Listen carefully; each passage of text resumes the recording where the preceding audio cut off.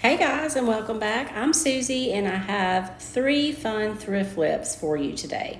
For our first project, I picked up this vase for $1.99. Looks like it was at Goodwill. I really like the shape of it and the size of it. I thought it would be a good utensil holder, but I have since decided that it was a little too tall for that. So we're going to go ahead and upcycle it as a vase. I'm going to use the Village Market mold. I have got so much use out of this mold over the years. Farmhouse sells really well for me still, so it is definitely a go-to. I'm going to put the pig on one side and the cow on the other. To do the molds, you want to dust your mold with some cornstarch. That just makes it easier to remove the clay. And I'm using IOD air dry clay, and as you can see, I had a little bit of some older clay in a Ziploc bag, so I just kind of mixed it with the new. I had forgotten to put something wet in the bag with that older clay, so it kind of had gotten a little hard and not as easy to work with, but I still did not want to waste it, so I just mixed a little bit with some new clay because I knew I was going to have to, dig into my new one as well. So the IOD molds are so easy to use. They have this little micro rim where it's real easy to clean up your edges. You just want to rub your finger until the back is flat and then rub all the way around the edges and see it removes all of that excess clay. Then just use gravity to turn it over and the molds come out so easy. And as you can see there, I had a little bit of excess on the edges. That's you can cut that off, or just like I'm doing here, taking my fingertip and pushing it all in, or pulling off any excess until I get it like I wanted it. Had a few cracks in both of these. I did the cow, and as you can see, there's a little crack in it, but for this whole project, that actually worked out great. I'll show you in just a little bit how we're going to do that. My favorite glue to use is the Type Bond glue. It goes on white, but it dries clear, and it has a little bit of an instant hold. It's just, and you cannot get it off afterwards.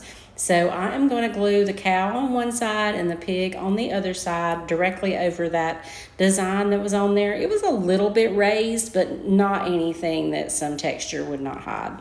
So, and also, you want to be sure and clean any excess glue off. I have a little paintbrush that I use for glues to pull any out.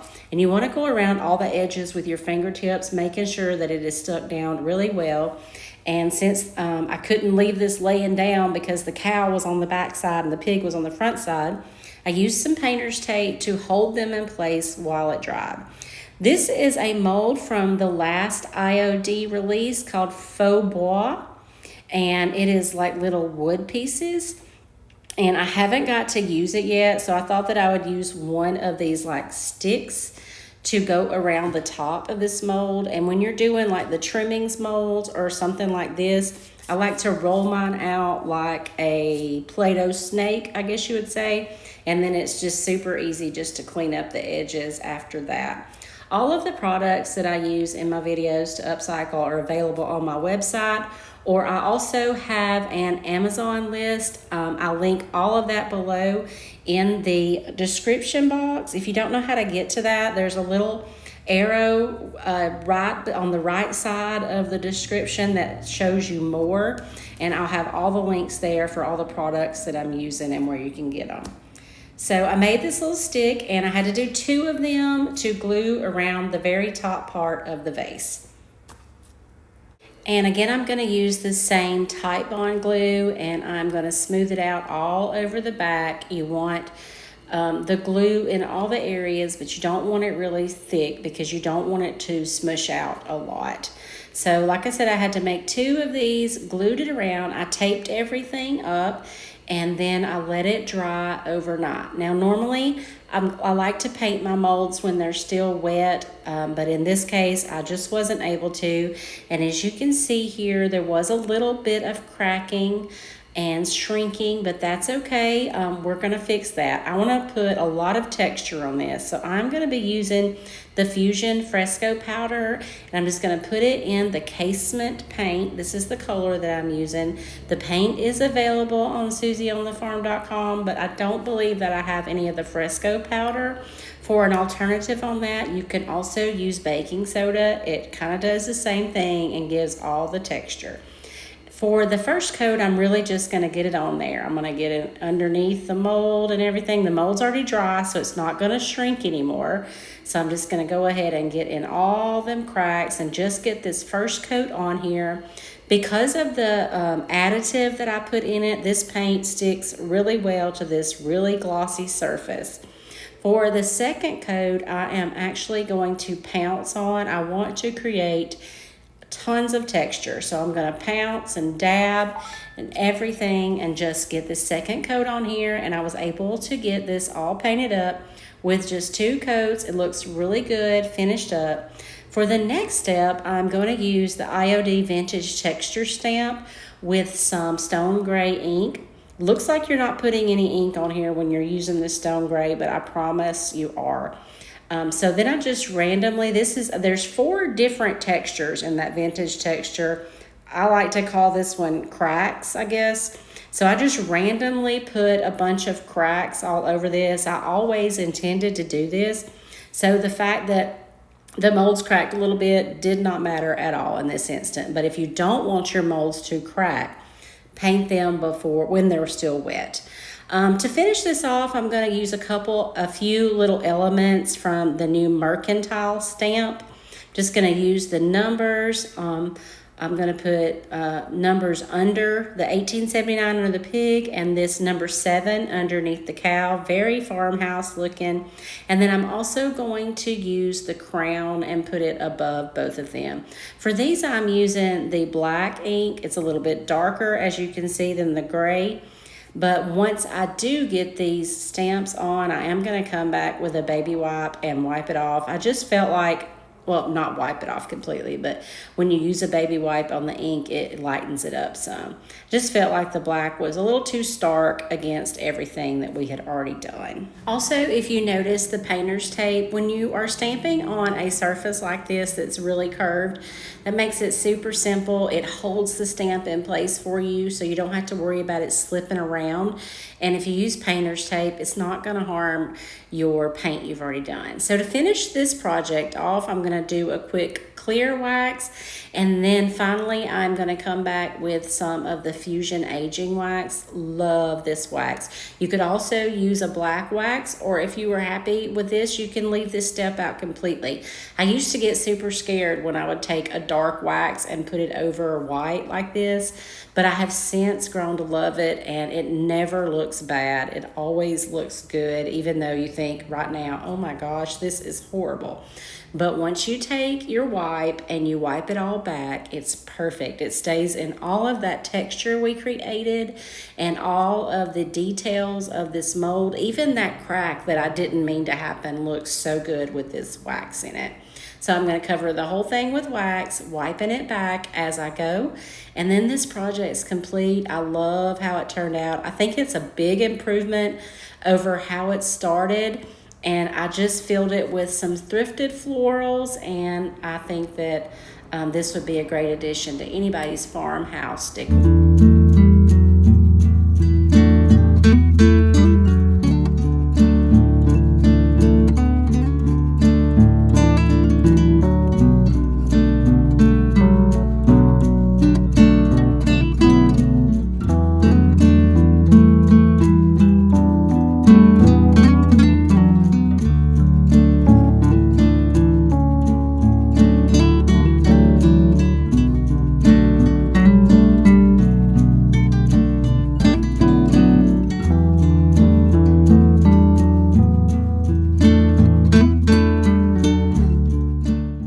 For our next project, y'all remember this metal planter that I picked up? I love the little feet on it, and I really like this. It was $4.99 at Goodwill, and I'm going to clean it up, and we are going to upcycle it. I thought that was a sticker, but apparently it was not. I couldn't get it off without really gouging into the metal, so I left that on there. I'm going to get it cleaned up. I'm going to paint the inside and the outside with 2 coats of oakum. I'm obsessed with this paint color. It's this gorgeous gray color. It's very neutral. I just really love this color, and I want to paint all of the things with it. So I got this painted up with 2 coats, and I'm going to put a transfer on this one once it has dried. The transfer that I've chosen to use is an oldie but a goodie. It is one of my favorite transfers, and I had already used 2 entire packs, and I really did not want to open another one. But I did not want to put florals on this, and I couldn't find anything else that I really liked. And immediately the birds in the brocante transfer came to my mind. So I opened a new brocante booklet. If you don't have one of these, you need to get it. I think I have 4 available on my website, but there are so many gorgeous French country images, and I knew right away that I wanted to put the birds over this planter with the oakum. It fit perfectly. It was just a match made in heaven.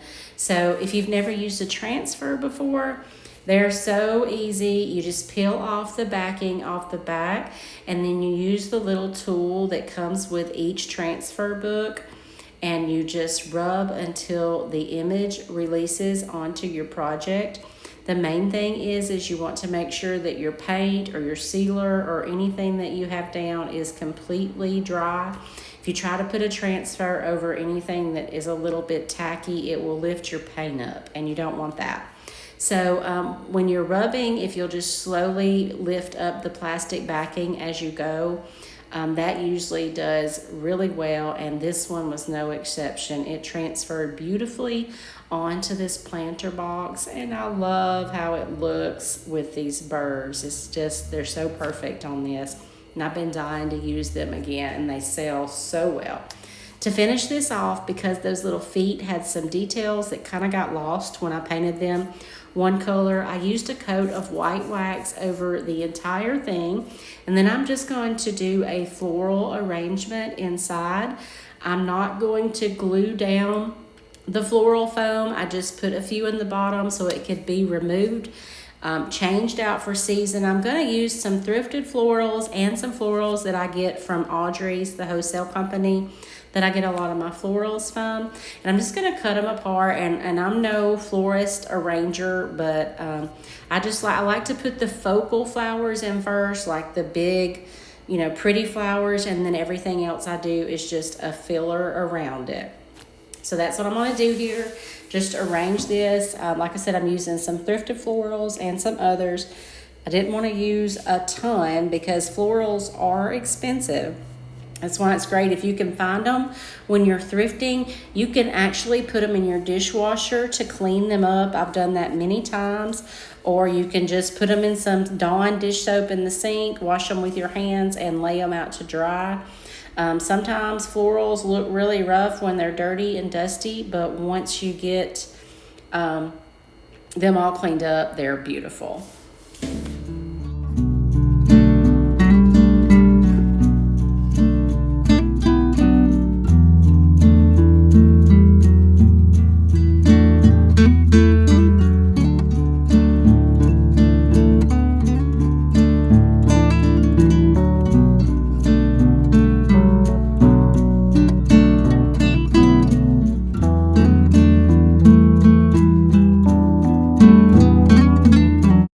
You guys, this turned out so beautiful. I wish that I could keep it, but unfortunately I can't keep everything that I love, so I'm gonna have to sell it. Y'all be sure and leave a comment below. Let me know which of today's projects is your favorite.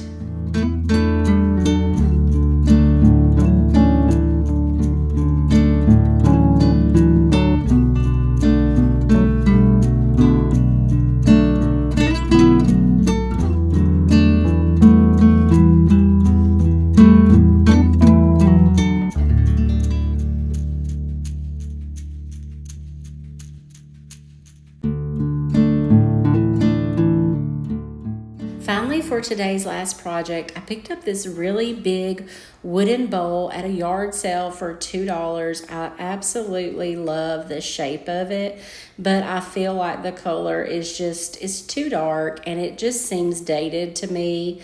So I am going to paint this. I'm going to use a mixture. I'm going to mix some casement, which is like a bright white, and a little bit of chateau, which is more like an off-white, kind of soft, creamy color. I didn't want to go full on chateau. I still wanted it to be kind of bright, but just toned it down just a little bit with some chateau. And I ended up having to do 3 coats. I didn't do any additive. I wanted this to be very smooth. I'm using a natural bristled brush. This is one of the few, the Stylemaster brushes, I think. And it should be available on my website, and it just gives the very best smooth finish.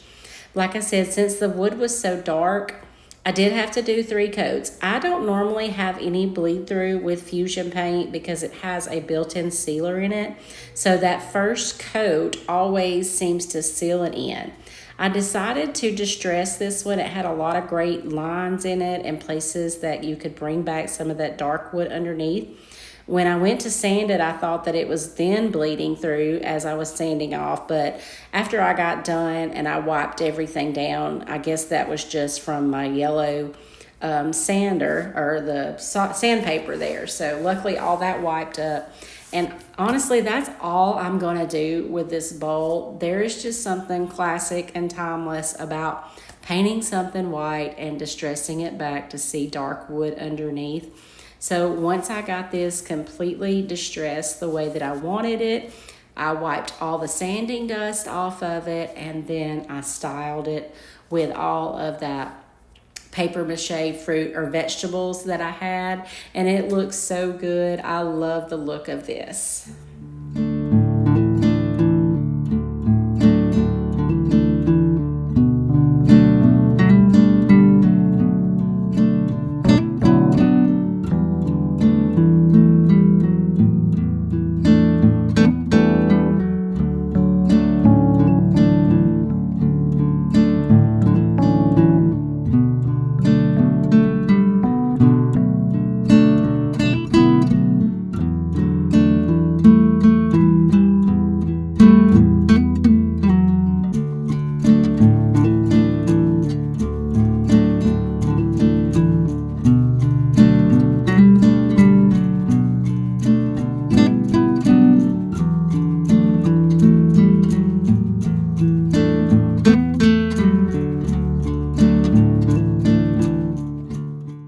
That's all I have for you guys today. I really hope that y'all have enjoyed this video, and don't forget to like this video and leave a comment below, and stay tuned because I do have some more exciting Susie on the Farm news coming up real soon, and I hope to see you guys again next Wednesday. Thank you so much for watching.